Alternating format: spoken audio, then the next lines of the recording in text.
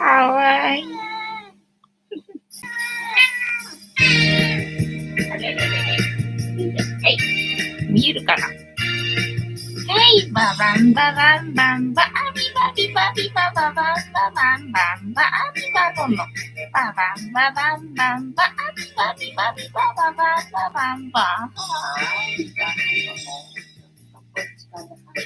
はい。藤子さんでございますよ。本日もお付き合いよろしくお願いいたします。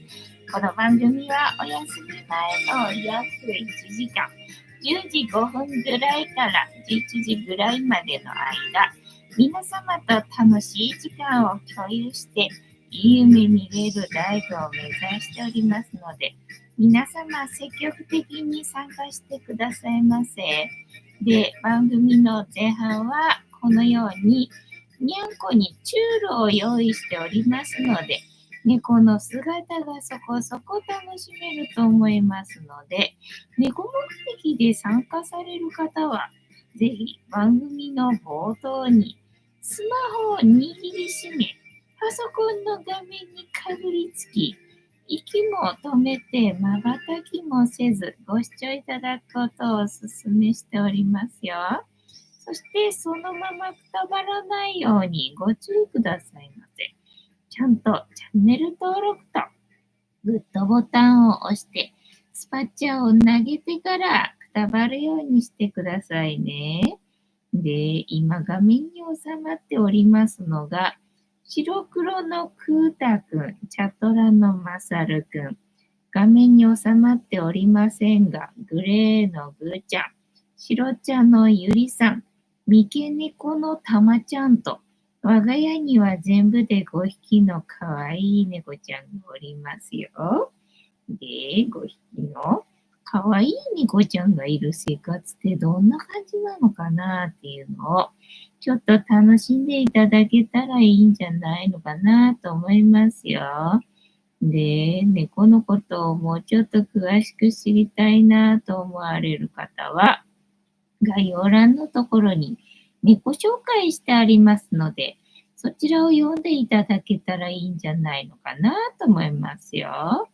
で、同じく概要欄のところに Amazon のウィッシュリストのリンクが貼ってありますので、そちらからチュールをポチッとご購入いただければ我が家に届く便利なシステムとなっておりますので、にゃんこにチュールあげようかなと思われる方は、そんな便利なシステムをご利用いただくことをお勧めしております。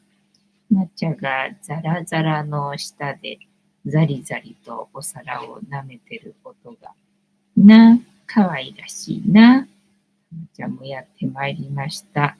今日は久々のチュールだったから、たまちゃんも舐めたかなっていうか、お腹が空いてるのかもしれないな。もう食べないからさ、朝の残りにお昼で足さなかったんだよね。で、今日は鰹節かけてやったんだったかな。それでまあ多少ちょっとクーターとたまちゃんあたりがちょっと食べたかしらぐらいな感じだったんでさ。で、まあ夕飯もね、そんなにあげなかったんだよ。どうせいつもさ、山盛り残ってっからさ。そしたらさすがにな、さすがに少なすぎるかっていう感じでね、空になってたので。で、今日はね、お皿ね、水につけちゃったんだよね。間違って。だから、また洗って出して、また洗うのはちょっとめんどくさくて嫌だなと思ったんでね。そうだと思って、どうせカリカリもないしなと思ってね、チュールあげるのに、この大きいお皿に出してやれば、みんなで食べれるかなと思って、ちょっとやってみたんだよね。さすがに大きいお皿だと、みんなで食べれてよかったな。お邪魔ですか？はい、すっかり辛いになってな。まあ、チュールじゃお腹いっぱいにならないから、全然問題解決にはなってないんだろうけど。だからといって今あるカリカリあげてもね、どうせ食べないんでさ、っていうね、感じでございますよ。で、1日1個猫に関してのお話もしませんので、並んでるな、背中がな、丸い背中が可愛いな。一日一個猫に関してのお話もしませんので、これから皆様と一緒に乾杯しようと思いますので、お付き合いよろしくお願いいたします。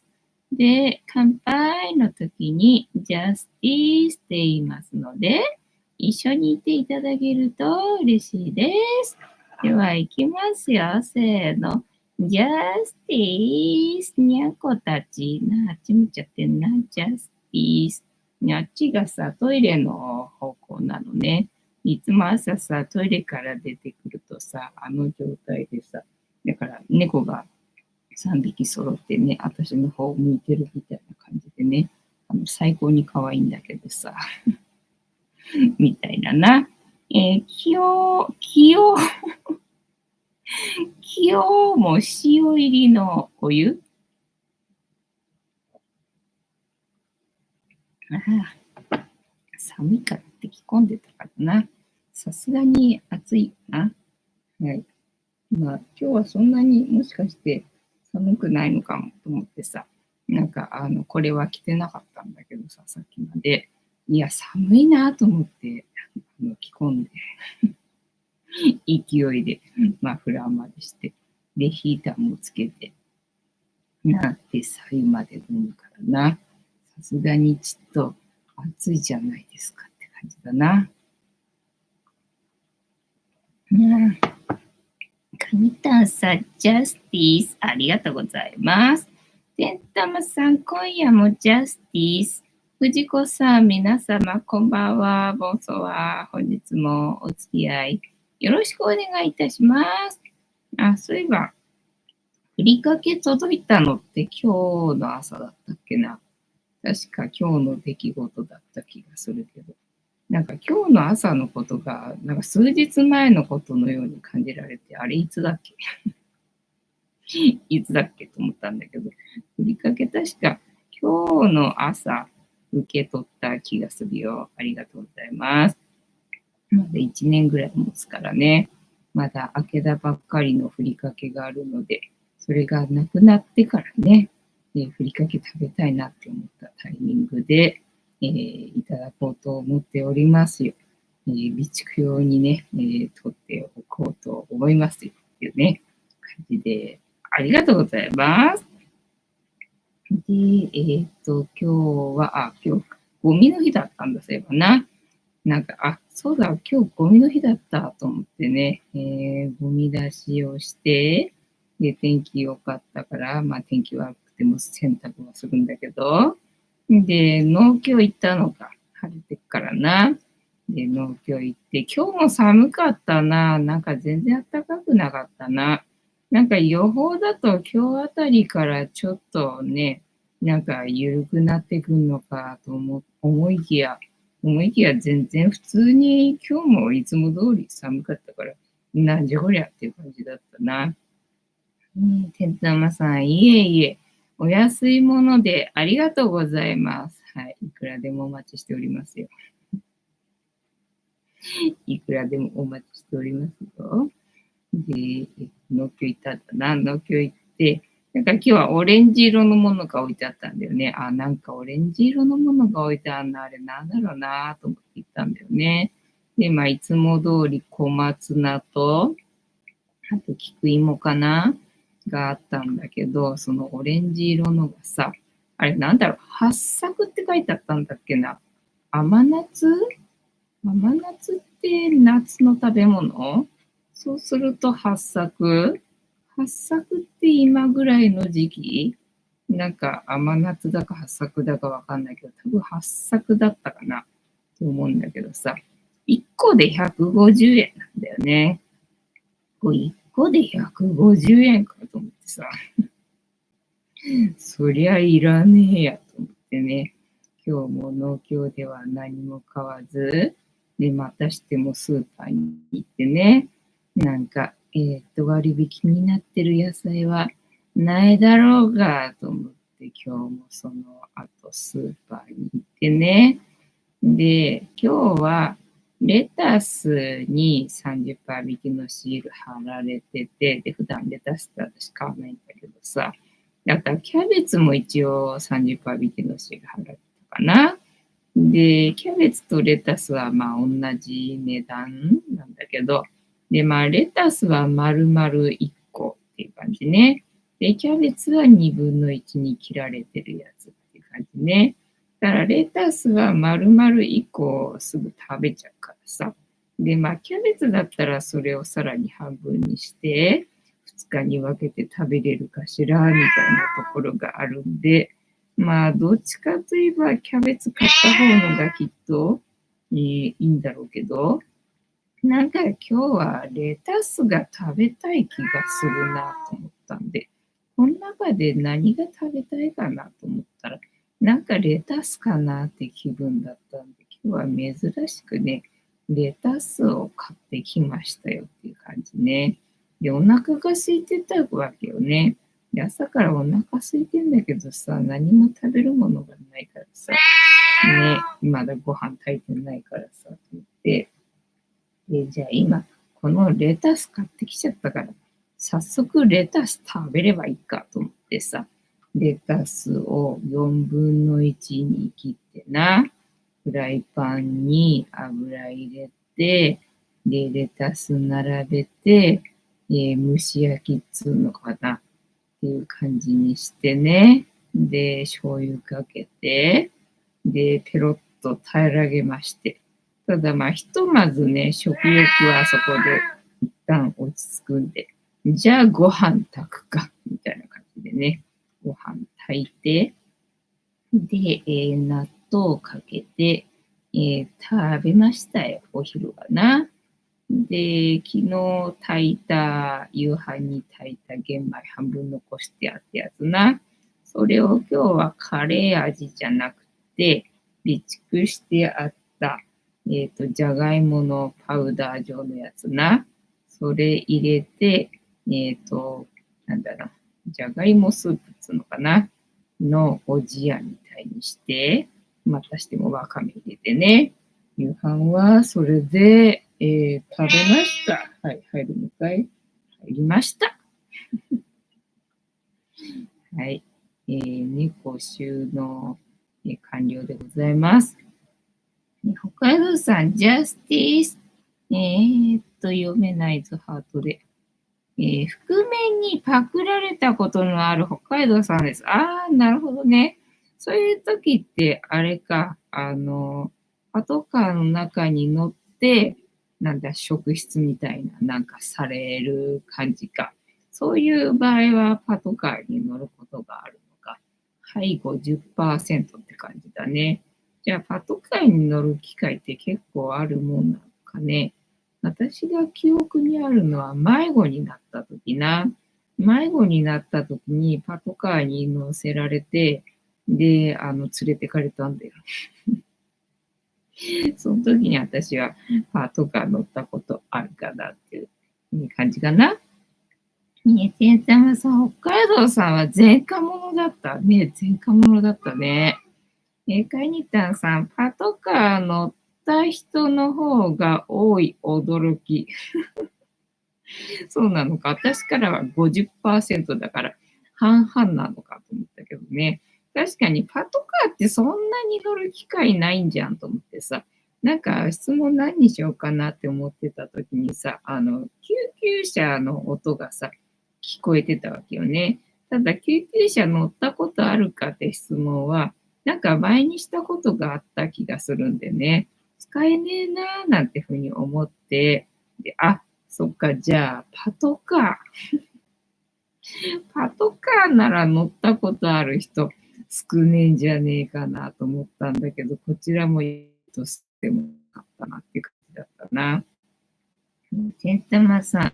まあ、消火器パクったら窃盗ですもんね。そうだった。そうだった。北海道さんは立派な前科者だったな、そういえばな。正真正銘の前科者だったな。私がほら、方向音痴でね、まあ、近所だったみたいなんだけど、私はそこまで行ったことがなかったんで、初めて行くところだったんでね、私のおもちゃを近所の子にさ、取られたわけよ。まあ、もともとさ、いじめられっ子体質だったからさ、そうやってよくさ、いろんなものをさ、取られちゃうわけよね。で、なんだ、返せっつってさ、もう行かないでっつって、なんか待てみたいな感じで、あの、足は速かったわけよ。足は速かったんで、追っかけてて、でね、知らないところに行っちゃって、でね、やばいぞ、これは帰れないぞ、みたいなね、我に帰っちゃって、で、ほら、おもちゃの車に乗ってっちゃったからさ、盗んだ子はね。だから、ガーガーすぐ行っちゃうわけよ。全然疲れることなく。で、こっちは乗り物乗ってないくてね、走ってるからさ。で、知らないとこ来ちゃってさ、パタッと止まってさ、ね、いつまでもどこまでも追っかけられるわけじゃないからさ、短距離は大丈夫なんだけど、長距離は無理なわけよ。体力ないからね。なので、これ以上は追っかけられないし、知らないところだし、と思ってね、迷子っていうのかな、それでどうしようと思って、呆然としてたのかな、途方に暮れてたのかな。なんかそこにパトカーが、通ったみたいなんだよ。で、なんかね、どうしたんだみたいなので、でね、お家がわかんないみたいなことになったっぽいんだよね。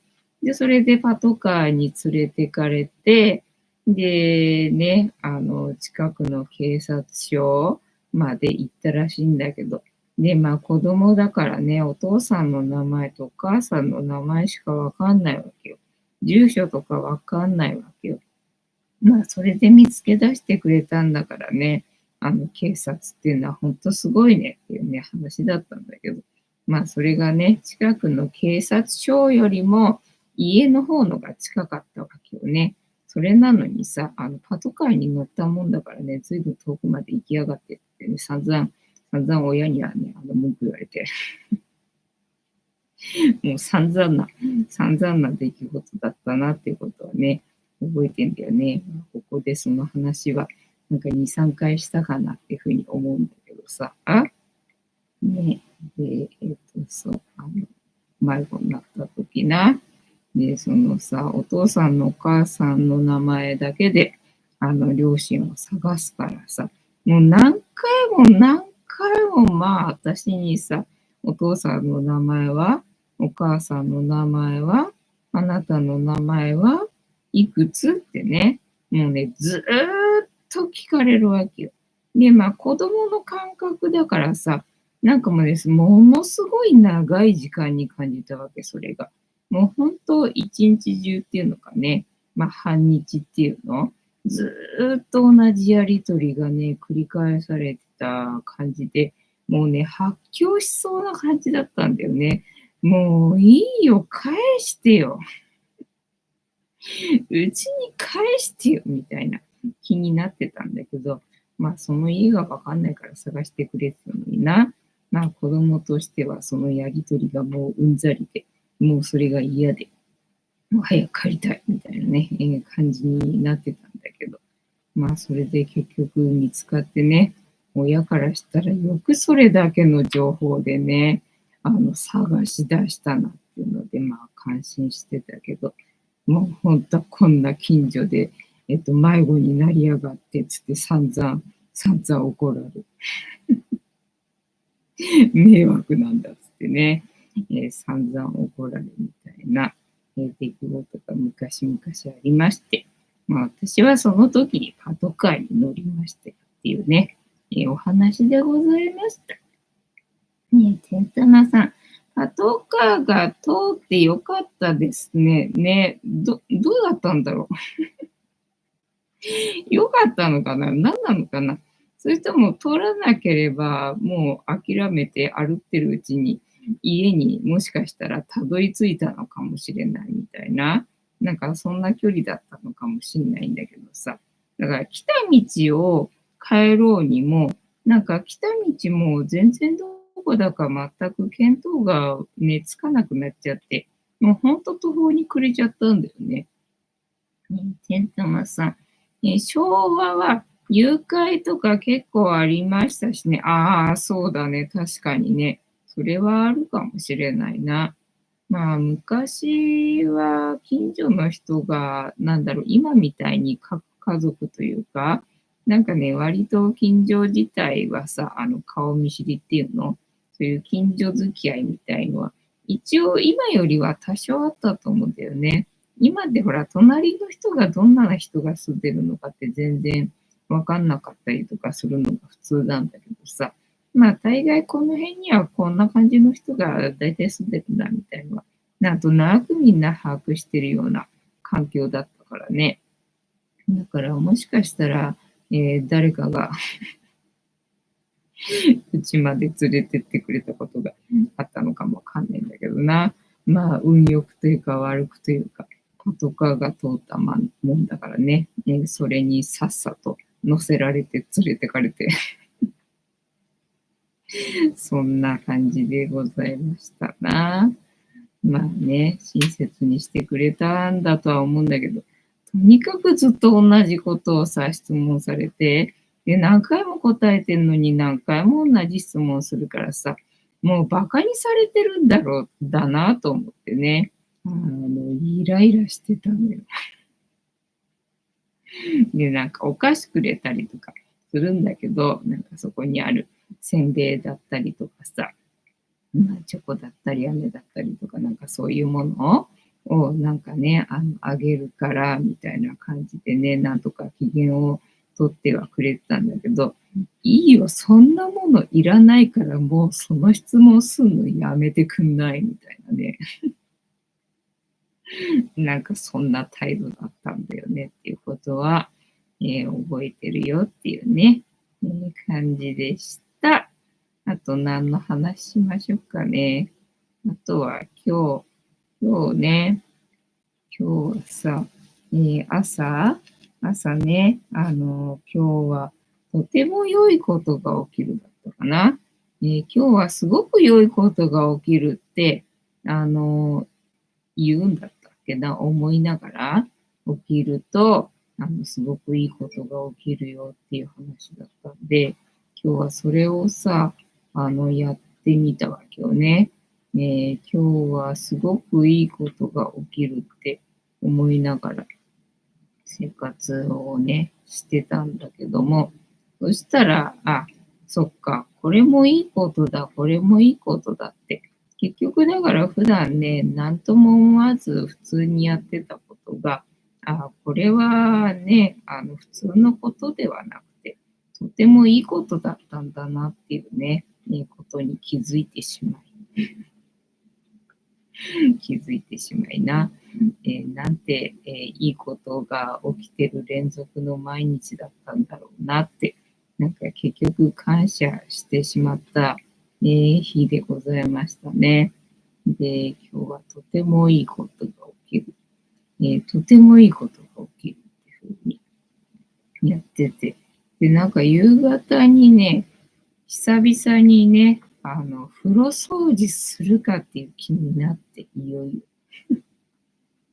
もう我慢の限界、もう我慢の限界かなって思ったんだけどさ、なんか風呂掃除するかみたいな気持ちになって、で、風呂掃除久々にしたんだよね。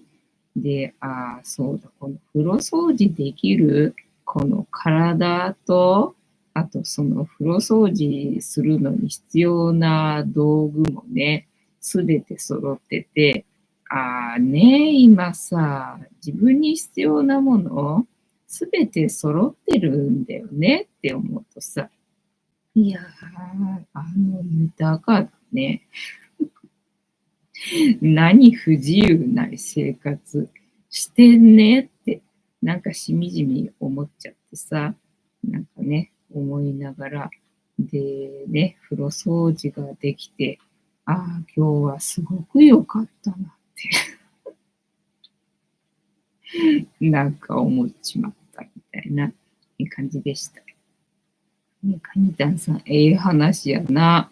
だからすごくいいことが起きるっていうと、なんかね、すごくいいことが起きるのかなって思ってたんだけど、まあ起きてるってことに気づいたってことだけけどね。あ、そっか、なんか特別な何かしらね、普段と違う何かが起きるっていうわけではなくて、まあそういう日もあるのかもしれないんだけどさ、あ、違うわ。ね、すごくいいことが起きてる連続だったなっていうことにさ、気づいちゃったわけよね。こうやってヒーターがついてる、あることでさ、ちゃんと機能してることでさ、寒いなと思ったらそれをつければさ、こうやってな、暖を取ることもできるし、こうやってな、普通にね、ライブするのもさ、ちゃんと電気がね、通っててとかさ、まあいろんなこと考えるとさ、いや、これは普通のことではなくてな、とてもいいことだったんだなっていうことにね、気づいてしまった。はい。てんたまさん、そういえば、子供の、頃、お菓子を食べたいがために、拾った小銭を交番に届けてる子がいたな。ああ、気持ちはわかるな。気持ちはわかるんだ、そう。ね、小銭交番に届けると、じゃあ、落とし主に、こう、おまわりさんがね、届けておくから、じゃあね、お礼にだけ、おまわりさんからね、おまわりさんから同じ分のお金あげるからね、つってさ、結局拾った小銭は自分のものになるわけよね。だから、それでね、お小遣いになるから。そうそう。だから交番に届けなきゃみたいなね。なんかそういうのあったよな。カニタンさん、交番に届けると小銭が自分のものになった。そうそうそうね。そうだよね。てんたまさん、小銭もらえるコースと、お菓子もらえるコースがあるんですね。あ、そうなのね。小銭を交番に届けると、お菓子をもらえてたんだ。なるほど。そう。うちは、その届けた小銭が、おまわりさんが届けておくから、じゃあ、お礼にね、おまわりさんの小銭これね、あげるからつってね、もらって、で、自分のものになったわけよ。うちはそうだったね。えーっと、てんたまさん、だいたい自販機の下に落ちてるんですよね。あ、そうなんだね。確かに自販機の下に落ちてることもあったかな。なんかね、泥んこ遊びっていうのかな。なんかその辺のほら、土にあるところで、なんかさ、掘ってたりとかすると、出てきたりするんだよ。で、なんかね、掘ってるとどんどんどんどん出てくるんで、なんかそれを拾い集めて、で、届けてたりとかしたかな。そうだから、あ、そっか、お菓子をくれる、ね、代わりにお菓子をくれるパターンだったのね。そうとは知らずさ、ね、だからさっき聞いてた YouTube でね、なんか肥満薬だったっけ？肥満の人が飲むと痩せ薬だったっけ？その、油がね、排出されるから、なんか痩せるよみたいな、なんかそういう薬があるみたいじゃんか。なんかそれの話をさっき聞いててさ、で、その薬が、個人輸入かなんかして、で、飲んだんだっていうんでさ、ヨシリがね、どうしても薬飲みたくないんですっていう肥満の人で、そのね、減量しなきゃならない治療かなんかの時かな。で、こういうやつがあるけどどうですかなんて、まあ話はしてね。で、自分も試しに飲んでみたのかな。そしたら本当にね、油が出るらしいんだよね。そのまんま油が出るらしいんで。だから、便器がね、油が浮いてる状態になるらしいんだよね。お食事中の人ごめんなさいっていう感じ。で、ね、だからそんだけ油が出ると、あ、なんだ、じゃあ、いくら食べても大丈夫じゃんっていうことになるんでね。で、全然ダメなんだよ、それじゃっていう話です。だから痩せ薬には気をつけなさいよと。だからいくら食べても大丈夫なんだみたいな、なんかそういう気分になってしまうのがね、落とし穴だから、痩せ薬には気をつけなさいよみたいな話だったかな。で、それ飲むとね、なんかね、漏れちゃうらしいんだよね。その自分の意思で出すわけじゃなくて、もう常にね、出ちゃう感じらしいんだよね。だから危険っていう話もしとったな。大吉さん、藤子さん、皆様、こんばんは。妄想は本日もしぶとくやっておりますよ。天玉さん、大吉さん、こんばんは。じゃあ、タロットカードタイムですかね。本日もタロットカードタイムでございますので、78枚の中から1枚引きまして、今の私たちに必要なメッセージをいただこうと思います。で、このシャッフルが皆様のストップの掛け声で止まりますので、よろしくお願いいたします。大吉さんこんばんは。天玉さん、人前でおもらし怖えな。怖いよね。カイニタンさん、おむつしないとね、そうだね、おむつしないと絶対ダメだろうね、それはね。いやーとかで、しかもさ、普通のじゃなくてさ、油が漏れるわけだからさ、もうどうしようもないじゃん。洗っても落ちないじゃん、みたいなさ。なんかそんなやつだよね。きついなっていう感じ。で、なんだったっけな、今、なんか話そうとした気がしたけど、忘れちゃったな。忘れちゃったけど、明日ね、バスツアーね、どこ行くんだったっけと思って、なんか中華街で食べ放題っていうのはあったんだけどさ、それ以外どっか行くんだっけと思ったんだけど、なんかどうやら中華街うろつくだけみたいなんだよね。なんだと思ってさ。中華街のあたりうろつくだけかと思って。っていうか、中華街のあたりうろつくんだとさ、もうさ、食べることしかないじゃん。食べることしかないのにさ、まず最初にさ、食べ放題でさ、バイキング食べて、もうお腹いっぱいじゃんね。あと何すんの？もう食べれないんだけど、どうしたらいいのって、ちょっとさっき、悩んでたよ。大工さん。はい、LINE でリアストップ、ありがとうございます。カニタンさん、匂うだろうし、人前に、出れないね。そんな薬、いつ飲めばいいのっていう感じだよね。なかなかないよね。だって、止まらないんだぜ。止まらないんだからさ、スーパーとかに行ってもさ、そこで出ちゃったらまずいしさ。おむつするしかないよね。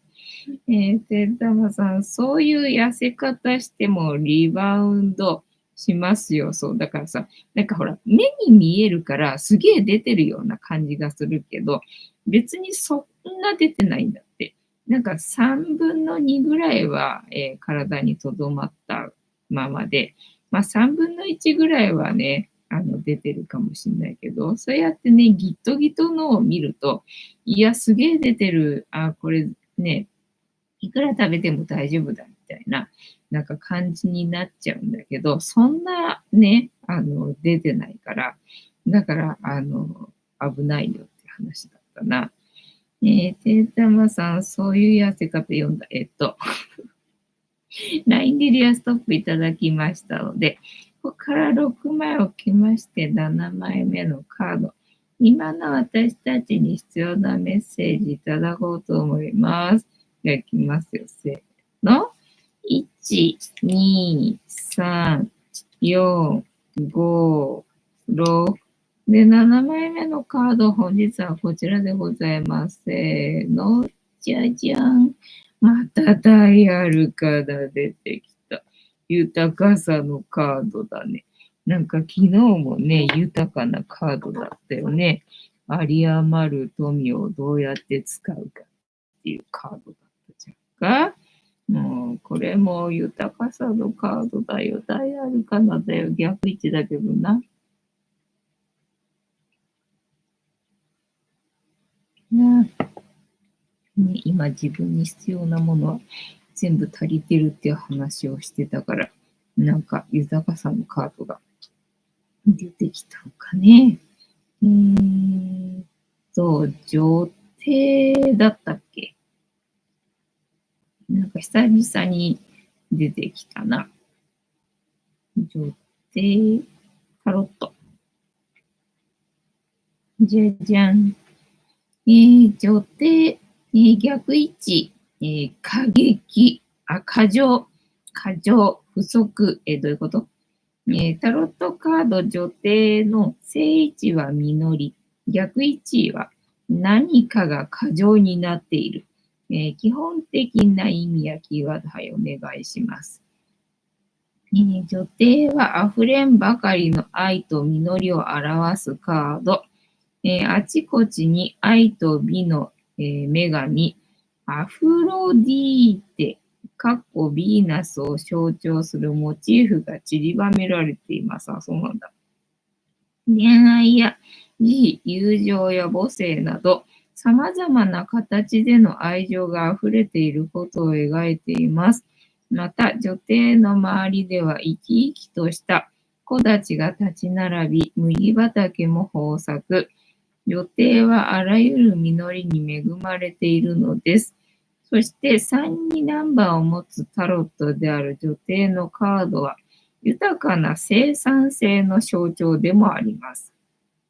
女帝に書かれたシンボルの解釈、女帝のドレス、ザクロは女性性の象徴、赤いクッション、恋愛や結婚への情熱、柔らかなネイス、リラックス、仕事よりプライベート、金色の麦、経済、人間関係の豊かさ、努力の成果、意味とキーワード、逆位置、身勝手、ありがたみを忘れるほどに与えられている過剰は際限ない、渇望へとつながる。女帝の逆位置の意味は、自分では意識しないうちに自己中心になっている可能性があります。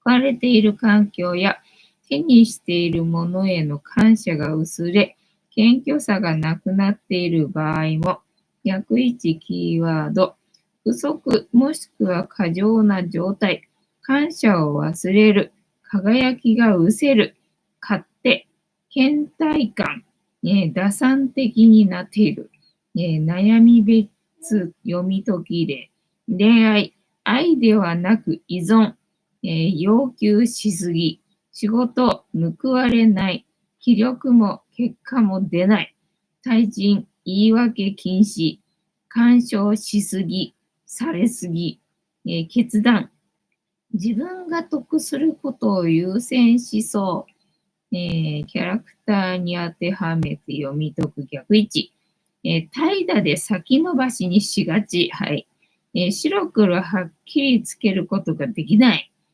浪費癖、何でも手に入るので、物にありがたみを感じてない。なるほど。深い読み、タロットでは右手は能動を意味します。女帝が右手に持っている尺の球体が象徴するのは世界。自分の手の中に世界があるという、なんとかさも女帝に込められた意味です。愛は甘く優しいだけでは成り立たないのでしょう。まとめ。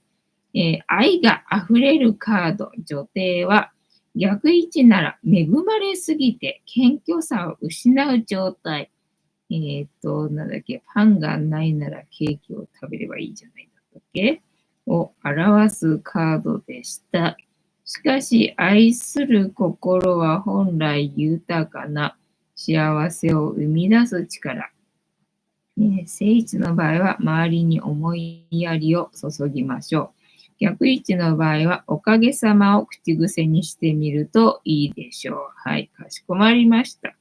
てなわけで、本日のタロットカードの意味、調べるの回は、豊かすぎてね、雑になってんじゃねえの。感謝忘れてんじゃねえのっていうね、カードだったんですかね。はい。楽しんでいただけてたら幸いでございます。確かにね、お気に入りのものだったら丁寧に扱うけど、100均で買って安いものはまあ100均だからまた買えばいいかみたいな感じでね、雑に扱ってしまうからな。だから、お気に入りのものを丁寧に扱うのがいいのかななんてね、今ふと思いました。天玉さん、有り余る富が欲しい。有り余る富が実はあったみたいなね、感じですかね。で、あとは何の話？相変わらず話のネタが、途切れたよ。あとは何だったかな？あと何があったかな？あとは、今日見てたのは、なんかね、ほら、野菜の残差をさ、土に混ぜてさ、突然コンポスト始まったけどさ、寒いせいなのか何なのかわかんないけどさ、全然分解されないわけよね。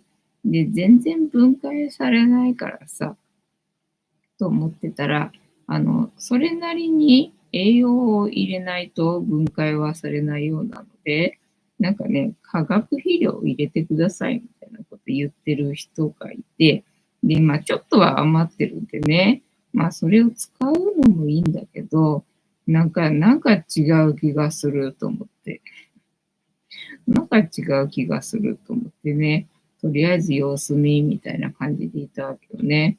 そしたら今日はね、カルスなんとかっていうのがあるらしくて、それが微生物なのかなみたいな感じだったんだよね。で、それを、欲しいなと思って。それ欲しいなと思って。で、それが、生ゴミとかのね、まだ全然分解されてないやつに振りかけて、で、土かけて、で、そこにね、もう植物をね、植えてしまうと。だから、ゴミをなんか分解するのと同時に、植物もね、育つよっていうね、便利なものがあるらしくてさ、今まで私はそれを知らなかったんだけどさ、なんか聞いたことはあったけどさ、どういうもんだか知らなかったんだけど、そういうことだったんだと思って、だからなんか、ガーデニング系のね、チャンネルで時々それ出てきたんだなと思ったんだけど、ミリタンはなんでそこにいるのかな？なんかそこ気に入ってくれたのはいいんだけどさ、電池を置いてるので、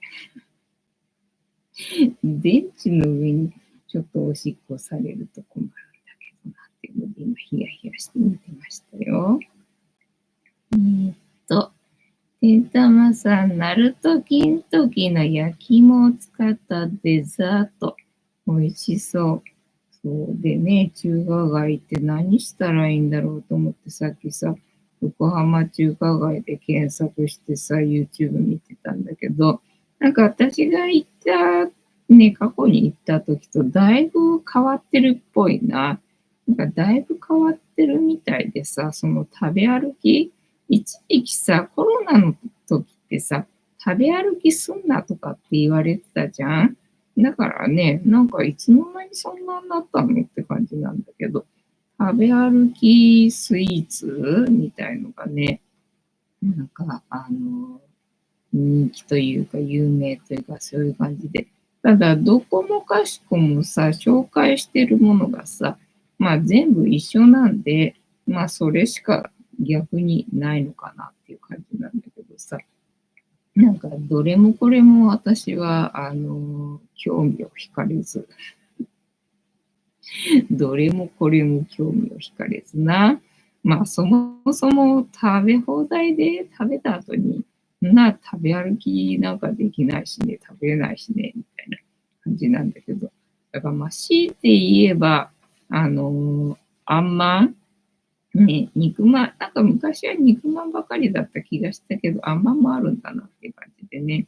なんかあんまんがあるみたいだから、まあ、強いて言えば、なんかあんまんかなっていう感じだけど、まあ、それも映える感じでさ、パンダみたいなまんじゅうなんだよね。で、それの中に入ったあんまんが人気だよみたいなので、まあ、強いて言えばそれかなっていう感じなんだけど、あとはなんかでっかい唐揚げ、チキンと、あとなんか小籠包と、あと、なんだっけ、なんかね、フルーツ飴なんか全然中華街関係あるみたいな謎っていう感じがね、なんかね、どれも別にいいやっていうのでさ、甘栗でいいや。俺は、俺は中華街といえば甘栗っていうね、なんだっけ、印象があったけどさ、なんか、それらのスイーツに比べたら、なんか、もともとあった甘栗の方が、俺はいいよってね、それを見ながら思ったおばちゃんでございました。天玉さん。神戸の中華街なら行ったことありますが、横浜の方が美味しいお店多いのではないでしょうか。そうなんだね。どうなんだろうね。なんか昔の方が私はワクワクするっていうのかな。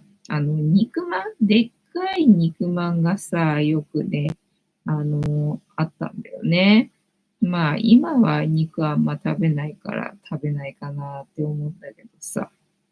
で、まあ、あんまんがあればいいのになって思ってたかなっていうぐらいだったんだけど、あとは月餅とかさ、あとさんざしとかさ、好きなんだよね。で、そういうのが今でも、あれを見てたら売ってんのかなってちょっとね、不安になる感じだったかな。月餅好きなんだけどなと思って。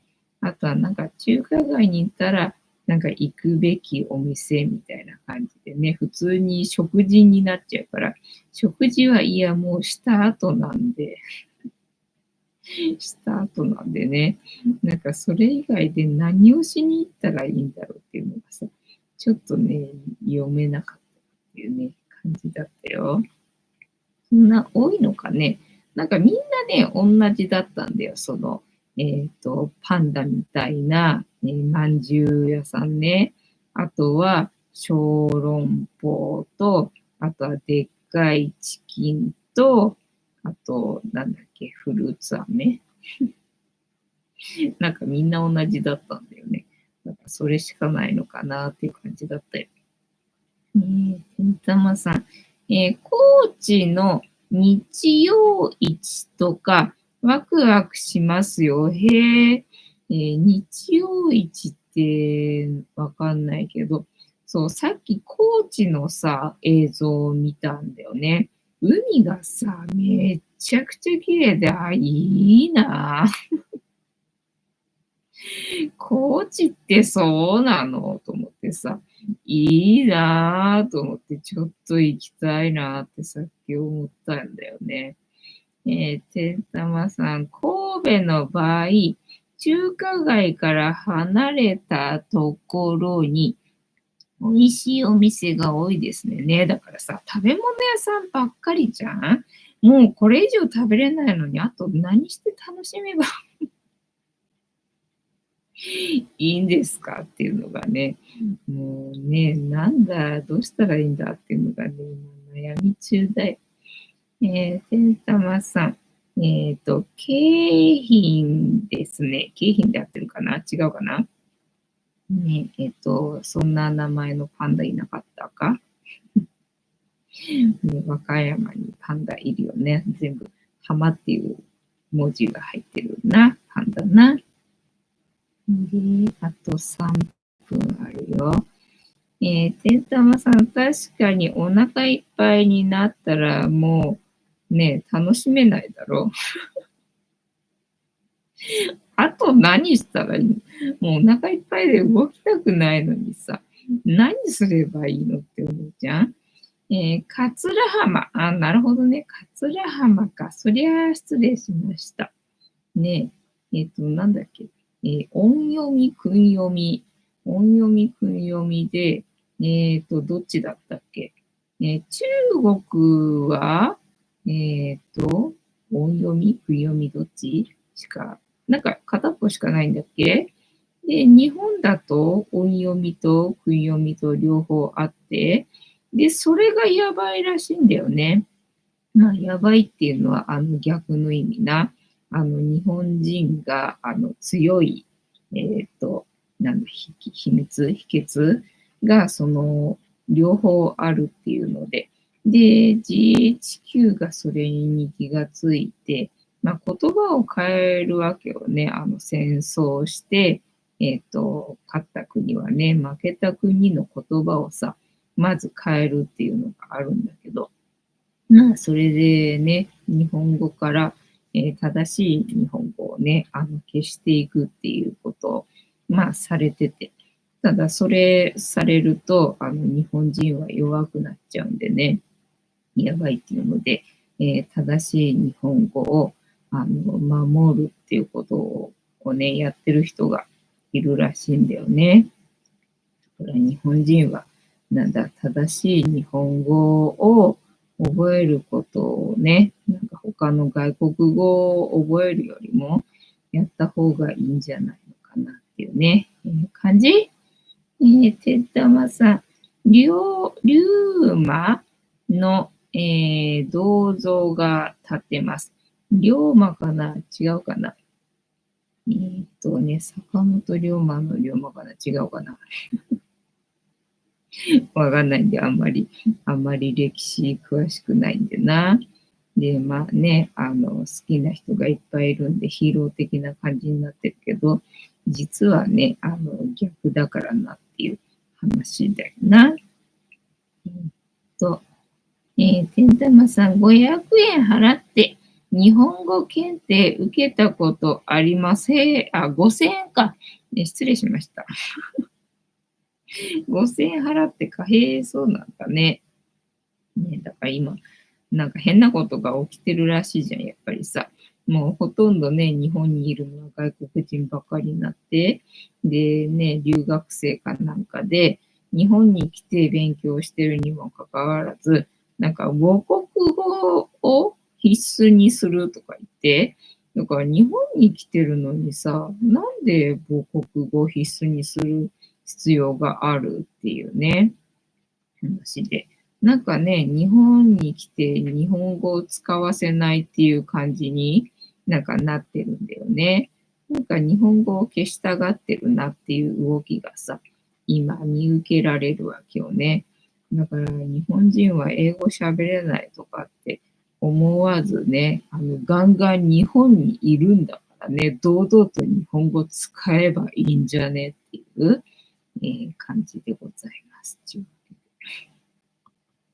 本日も竹縄ではございますが、いいお時間になってまいりましたので、そろそろお開きにさせていただきまして、調子が良ければ11時ぐらいまで毎日のようにやっておりますので、お時間合うときはお付き合いいただけると嬉しいです。